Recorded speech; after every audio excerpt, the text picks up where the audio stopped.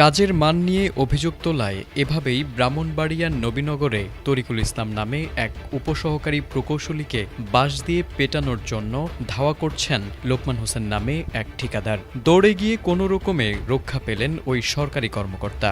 একজন সরকারি কর্মকর্তার উপর জনসম্মুখে এমন আচরণের ঘটনায় পুরো উপজেলায় চাঞ্চল্যর সৃষ্টি হয়েছে। স্থানীয় সূত্রে জানা গেছে, সোমবার দুপুরে শিবপুরে উন্নয়নমূলক কাজ চলাকালীন প্রকৌশলী তরিকুল ইসলামের সঙ্গে ঠিকাদার লোকমান হোসেনের সাথে কাজের মান নিয়ে কথা কাটাকাটি হয়। এক পর্যায়ে মেজাজ হারিয়ে লোকমান হোসেন একটি বাঁশ নিয়ে ওই কর্মকর্তাকে মারধর করার জন্য ধাওয়া করেন এবং অশালীন গালমন্দ করতে থাকেন। এমন ভিডিও মুহূর্তের মধ্যে সামাজিক যোগাযোগ মাধ্যমে ছড়িয়ে পড়লে নবীনগরে সচেতন মহলে তীব্র সমালোচনার ঝড় ওঠে। স্থানীয়রা আক্ষেপ করে বলছেন, নবীনগরের ইতিহাসে একজন সরকারি কর্মকর্তাকে মারধর করতে ধাওয়া দেওয়ার মতো কলঙ্কজনক ঘটনা আগে কখনো ঘটেনি। নাম হচ্ছে Mirza Mohammad Tarikul Islam, sub assistant engineer, Nabinagar LGED Brahmanbaria. আমি এই রাস্তার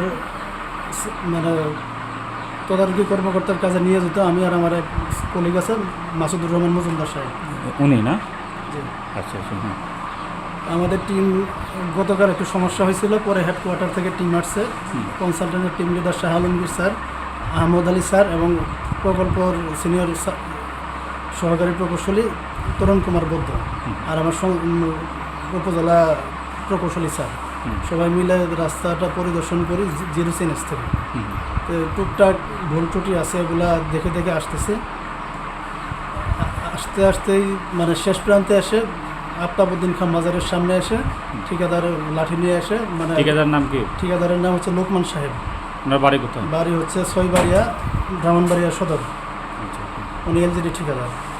উনি লাঠি নিয়ে এসে ধাওয়া করছে আমার স্যারের সামনে। স্যারেরা সরে গেছে, আমার এসে প্রথম বাড়ি দেওয়া শুরু করছে। বাড়ি দিতে পায়ের মধ্যে লাগছে, তার ড্রাইভার সহ আমার ফেলে দিছিল, এটার ওখানে ফেলে দিছিল।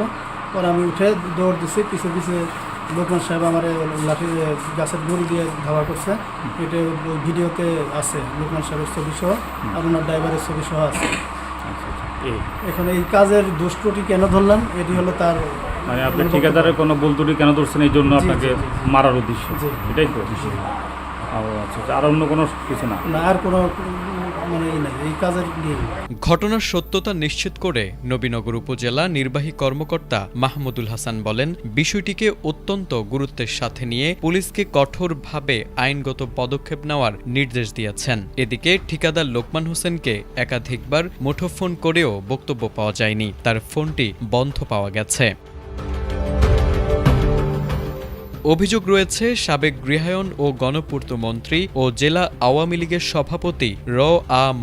ওবায়দুল মোক্তাদির চৌধুরীর ঘনিষ্ঠ হিসেবে পরিচিত এই লোকমান হোসেন সেই দাপট দেখিয়ে এখনও তিনি তার প্রভাব বিস্তার করে চলছেন। তার নামে পরিচালিত মেসার্স লোকমান হোসেন নামে একটি ঠিকাদারি প্রতিষ্ঠান এলজিইডির মাধ্যমে নবীনগর উপজেলায় প্রায় অর্ধশত কোটি টাকার বিভিন্ন উন্নয়নমূলক কাজ করছে, যা নিম্নমানের সামগ্রী ব্যবহার ও ধীরগতির কারণে এই প্রতিষ্ঠানের বিরুদ্ধে গাফিলতি ও অনিয়মের অভিযোগ রয়েছে এবং যথাসময়ে প্রকল্পের কাজ শেষ না করায় চরম ভোগান্তি পোহাচ্ছে সাধারণ মানুষ।